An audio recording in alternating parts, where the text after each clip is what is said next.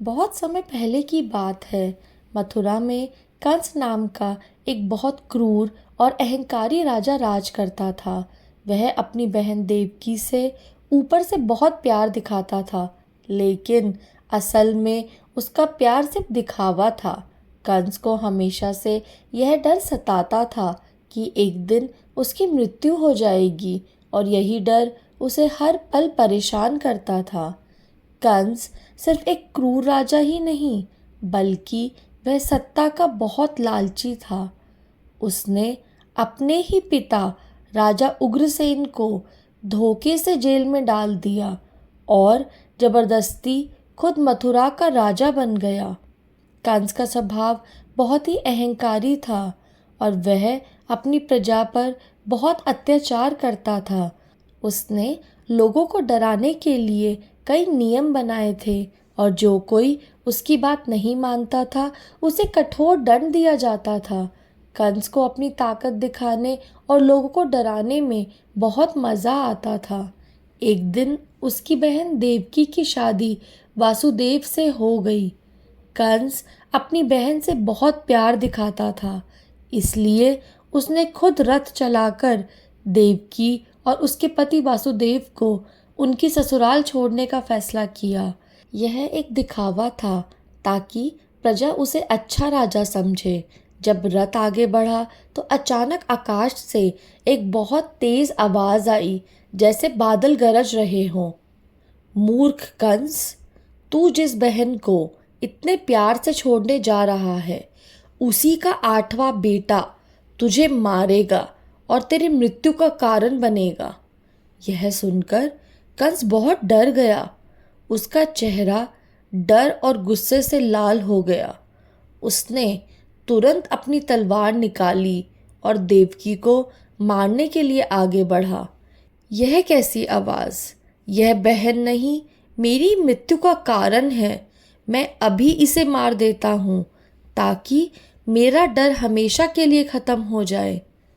वासुदेव ने तुरंत कंस के पैर पकड़ लिए और बहुत विनम्रता से बोले, महाराज, आप यह पाप क्यों कर रहे हैं? आकाशवाणी में देवकी के लिए नहीं, बल्कि उसके बेटे के लिए कहा गया है। मैं आपसे वादा करता हूँ कि देवकी के हर बच्चे को जन्म के बाद मैं आपको सौंप दूंगा। आप चाहें तो हम दोनों को जेल में डाल दें। कंस को यह बात ठीक लगी और उसने देवकी और वासुदेव को जेल में डाल दिया। जेल में एक एक करके देवकी के 7 बच्चे हुए। हर बार जब बच्चा पैदा होता, देवकी का दिल डर से कांप उठता और उसकी आंखों से आंसू बहने लगते। हे स्वामी, कंस हमारे बच्चों को हमसे छीन लेगा। क्या हमारे बच्चों की यही किस्मत है? हे भगवान, हमारी रक्षा करो। वासुदेव देवकी को समझाते हैं, हिम्मत रखो देवी, हमें अपना वादा निभाना होगा। यह सब भगवान की इच्छा है। हमें विश्वास रखना होगा कि वे हमें इस दुख से बाहर निकालेंगे। वासुदेव जी अपने वचन के मुताबिक हर बच्चे को कंस के पास ले जाते। कंस बिना दया किए उन सब शिशुओं को पत्थर पर पटक कर मार डालता था। देवकी और वासुदेव बहुत दुखी थे। वे रात दिन भगवान से प्रार्थना करते थे कि उनके 8वें बच्चे की रक्षा हो। जब देवकी के गर्भ में 8वां बच्चा आया तो जेल की अंधेरी कोठरी दिव्य रोशनी से भर गई। भादो महीने की कृष्ण पक्ष की अष्टमी की रात थी। चारों तरफ तेज बारिश हो रही थी और बिजली चमक रही थी। उसी समय देवकी और वासुदेव के सामने भगवान विष्णु प्रकट हुए। उनके 4 हाथ थे, जिनमें शंख, चक्र, गदा और कमल था। उनका रूप इतना तेजस्वी था कि जेल की दीवारें भी चमक उठी। भगवान विष्णु देवकी और वासुदेव से कहते हैं, तुमने बहुत सब्र किया है। अब मैं तुम्हारे घर बेटा बनकर आया हूँ। इस बच्चे को गोकुल में नंद बाबा के घर पहुंचा दो और वहां से उनकी बेटी को यहाँ ले आओ। यह मेरी ही माया है जो तुम्हारे लिए सब रास्ते खोल देगी। भगवान के कहते ही वासुदेव की हथकड़ियाँ और बेड़ियाँ अपने आप खुल गई और जेल के सारे दरवाजे अपने आप खुल गए। सभी सिपाही गहरी नींद में सो गए। वासुदेव ने कृष्ण को एक टोकरी में रखा और उसे सर पर रखकर यमुना नदी पार करने चले। तेज बारिश के कारण यमुना नदी बहुत उफान पर थी। जैसे ही वासुदेव ने नदी में पैर रखा, नदी का पानी अपने आप दो हिस्सों में बंट गया और रास्ता बन गया।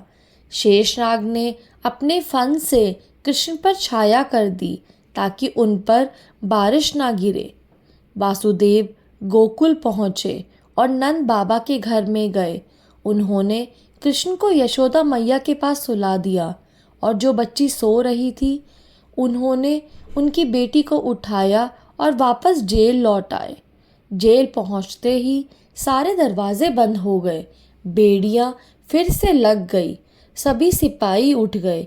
जब देवकी और वासुदेव ने उस बच्ची को रोते हुए देखा तो वे समझ गए कि ये भगवान की माया है। जैसे ही कंस को देवकी के 8वें बच्चे के जन्म की खबर मिली, वह तुरंत जेल में आया। उसने बच्ची को देवकी के हाथों से ले लिया। यह 8वां बच्चा ही मेरा मौत का कारण है। इसे मारकर मैं अपनी मृत्यु को टाल दूंगा। देवकी रोती रही। भाई, यह एक लड़की है। आकाशवाणी में तो बेटा कहा गया था। इस पर दया करो। लेकिन कंस ने उसकी एक ना सुनी और बच्ची को पत्थर पर पटकने के लिए ऊपर उछाला। तभी वह बच्ची कंस के हाथों से निकलकर हवा में चली गई और देवी योग माया बन गई और जोर जोर से हंसते हुए कहने लगी, पापी कंस, तू मुझे क्या मारेगा? जिसे तू मारना चाहता है वह तो गोकुल पहुंच चुका है। बहुत जल्द तुझे मारने आएगा। यह कहकर योग माया देवी गायब हो गई। कंस यह सुनकर और भी गुस्से में आ गया। उसे समझ नहीं आ रहा था कि वह क्या करे। कंस को पता था कि उसकी मृत्यु गोकुल में है, इसलिए उसने एक के बाद एक कई राक्षसों को कृष्ण को मारने के लिए भेजा। कंस का हर तरीका बेकार हो रहा था और उसका डर हर दिन बढ़ता जा रहा था। जब कृष्ण और बलराम थोड़े बड़े हुए तो कंस ने उन्हें मारने के लिए एक और चाल चली। उसने अपने मंत्री अक्रूर को नंदगांव भेजा। अक्रूर, तुम गोकुल जाओ और कृष्ण और बलराम को मेरा संदेश दो। उनसे कहना कि मैं मथुरा में एक धनुष यज्ञ करवा रहा हूँ। मैं चाहता हूँ कि वे दोनों इस यज्ञ में भाग ले। हे प्रभु, आखिरकार वह दिन आ ही गया। मुझे प्रभु के दर्शन होंगे। अक्रूर ऐसा सोचते हुए गोकुल पहुँचे और कृष्ण बलराम को संदेश दिया।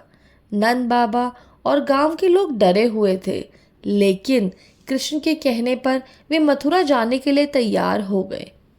जैसे ही कृष्ण और बलराम मथुरा पहुंचे, कंस ने उनके रास्ते में कई मुश्किलें खड़ी कर दी। सबसे पहले उन्हें एक पागल हाथी का सामना करना पड़ा। कृष्ण ने आसानी से उस हाथी को मार दिया। कृष्ण यह सुनकर हंसकर बोले, हे कंस, अब तेरे पापों का घड़ा भर चुका है और तेरी मृत्यु का समय आ गया है। तूने सोचा था मैं डर जाऊंगा, तेरा घमंड तुझे खत्म करेगा। यह कहकर कृष्ण ने उछलकर सीधे कंस के राज सिंहासन पर छलांग लगा दी। कंस ने अपनी तलवार निकाली, लेकिन कृष्ण ने उसे पकड़कर जमीन पर पटक दिया। फिर कृष्ण ने कंस के बाल पकड़े और उसे घसीटकर मन से नीचे ले आए। हे कृष्ण, मुझे छोड़ दो, मैं तुम्हारा मामा हूँ, मुझे माफ कर दो। तू मामा नहीं, मेरे माता पिता का दुश्मन है। तूने कितने मासूम बच्चों को मारा है। अब तेरे पापों का हिसाब होगा। कृष्ण ने कंस को बालों से पकड़कर गोल गोल घुमाया और जमीन पर पटक पटक कर उसका वध कर दिया। कंस के मरते ही मथुरा में सब लोग खुश हो गए और देवकी वासुदेव सहित सब लोग आजाद हो गए। इस तरह श्री कृष्ण ने कंस को मारकर न केवल अपने माता पिता को छुड़ाया बल्कि दुनिया में धर्म की रक्षा भी की।